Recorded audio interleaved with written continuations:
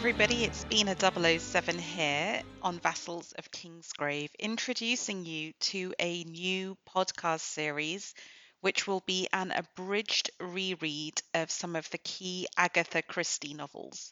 For no other reason than that she is the Queen of Crime, one of the best-selling authors of all time, and I feel has a lot to tell us about the evolution of social attitudes and of crime in the 20th century. And as we in England pause to reflect on the Queen's Platinum Jubilee and all the changes that have occurred in society during her reign of 70 years, I think Agatha Christie also gives us something to ponder in the role of women, of foreigners, of Britons home and abroad. So I hope you'll join us on Vassals of Kingsgrave with a little reread. We're not doing all of her novels, but we will start with the most famous that set her on her course, The Murder of Roger Ackroyd. And if you haven't read it before, you're in for a real treat. It has an absolutely ingenious twist at the end of the tale, and nearly a century since its first publication. It definitely deserves your time.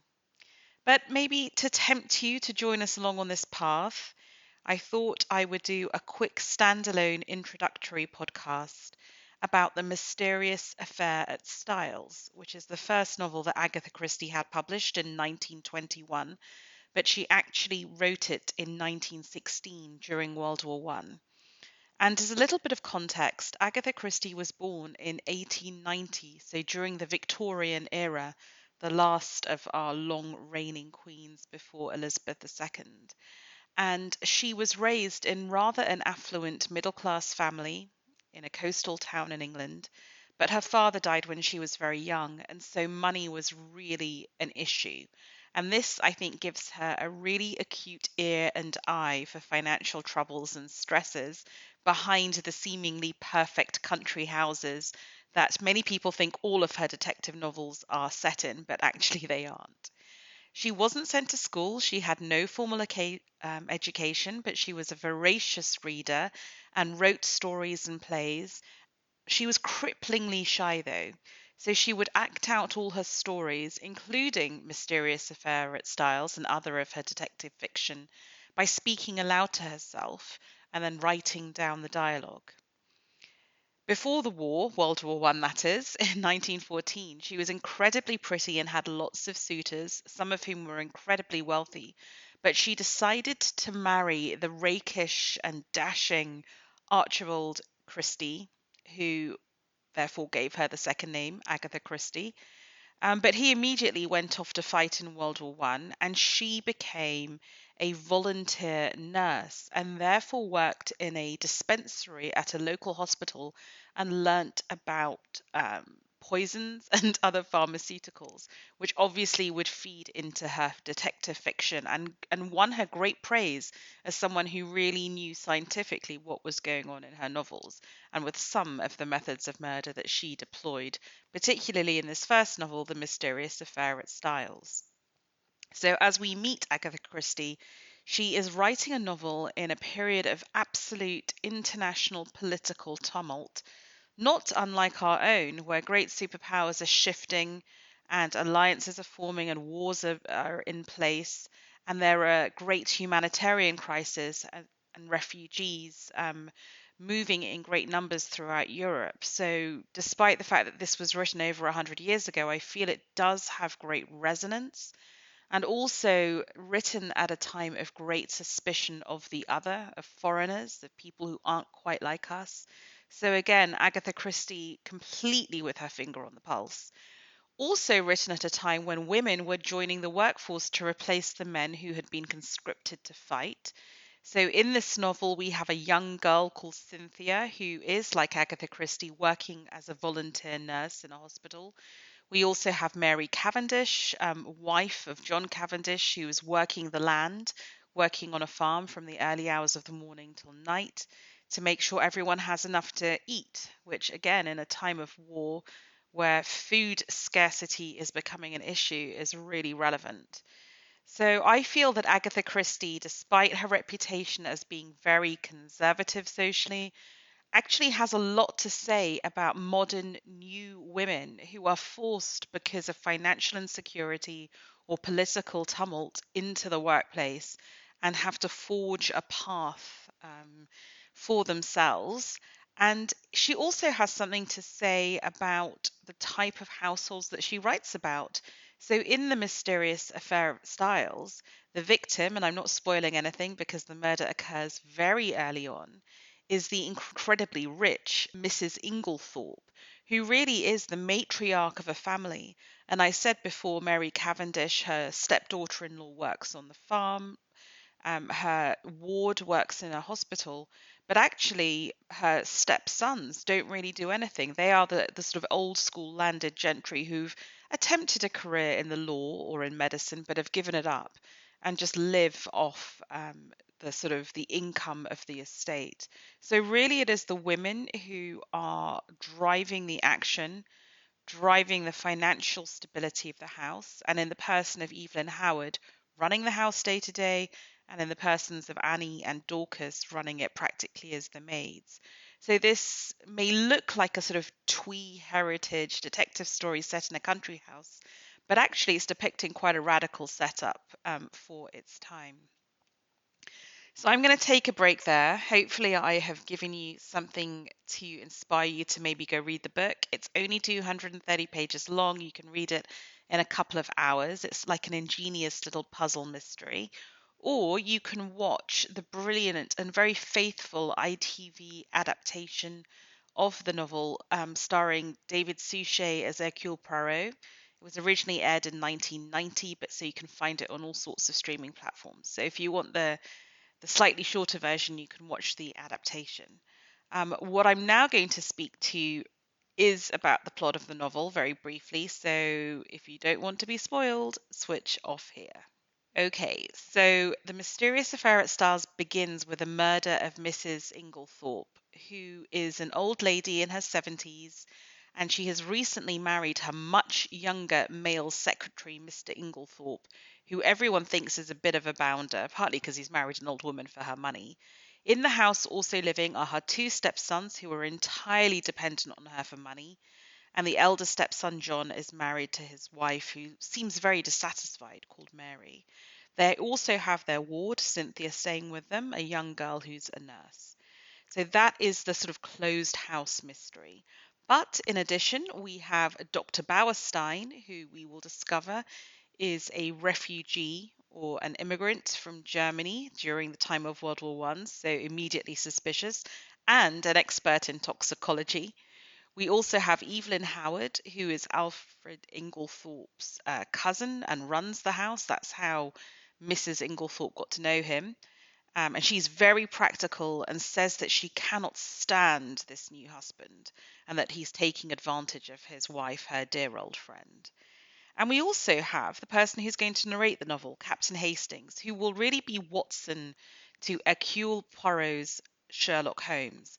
And you have to remember at the time that Agatha Christie wrote this, Sherlock Holmes' novels were still being published by Arthur Conan Doyle, albeit reluctantly.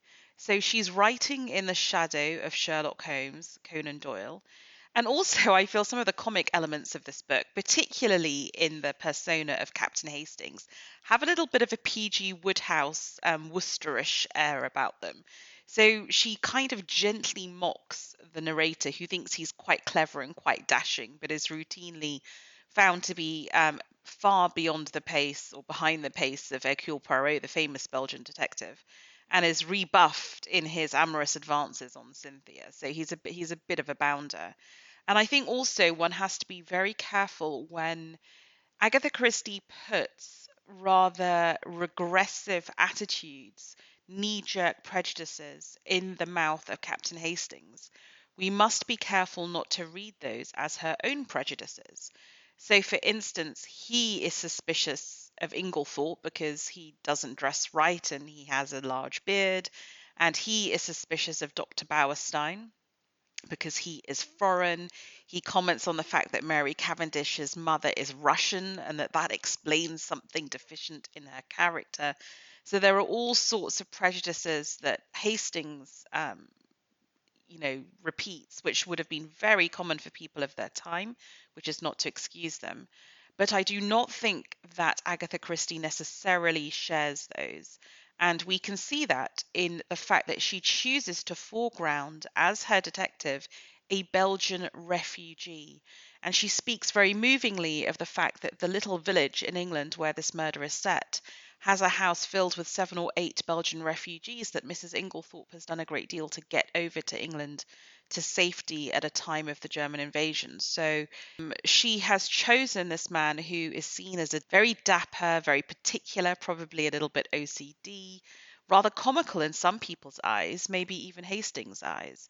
He is very un-English, but she thinks he is to be admired and respected.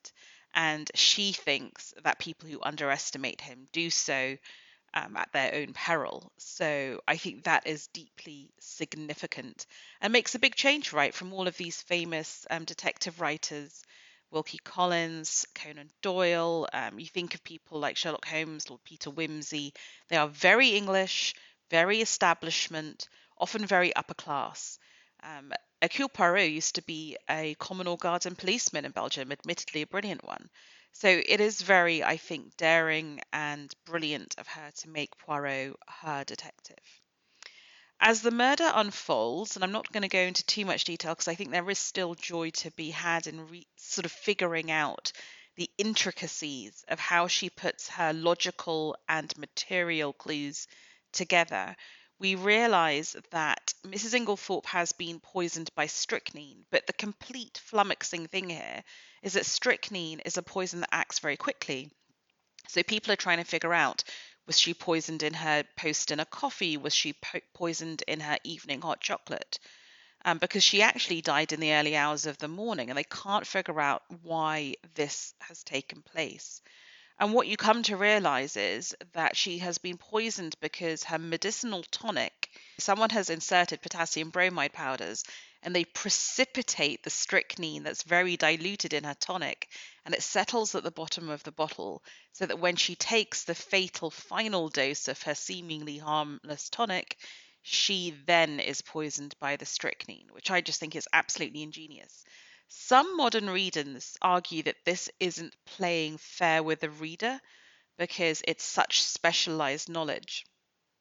And it makes me think that I also am rather old and old fashioned in the education I received, because one of the very first experiments we ever did in school in chemistry was to precipitate crystals using potassium bromide. So I think this is probably something Agatha Christie would have thought was familiar knowledge, even to those without pharmaceutical knowledge.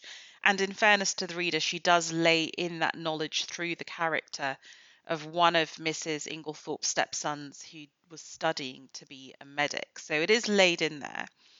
The other thing that might feel a little bit hard for a modern reader to get their sort of head around is the idea that there is a incriminating piece of evidence, which is a letter written by the murdered woman's younger husband, who is indeed the man set up to inherit her fortune, which he duly does, and which provides the motive for the murder. And he has to at some point go back into their shared office and rescue this incriminating letter. And he doesn't know where to hide it because people are all around him. So he can't keep it on his person. He can't burn it. It's the middle of summer. There is no fire. This is significant elsewhere in this novel. So what he does is he quickly tears it up and rolls it into little long strips of paper that he puts on the mantelpiece. Because in old-fashioned homes of the time, you had long strips of paper called spills, and these were used to light fires. Also used to light cigars, and if you're of my age and you did chemistry in school and had Bunsen burners, you used spills to light the Bunsen burners. So knowledge that might seem a little bit, I don't know, specialist to a modern younger reader.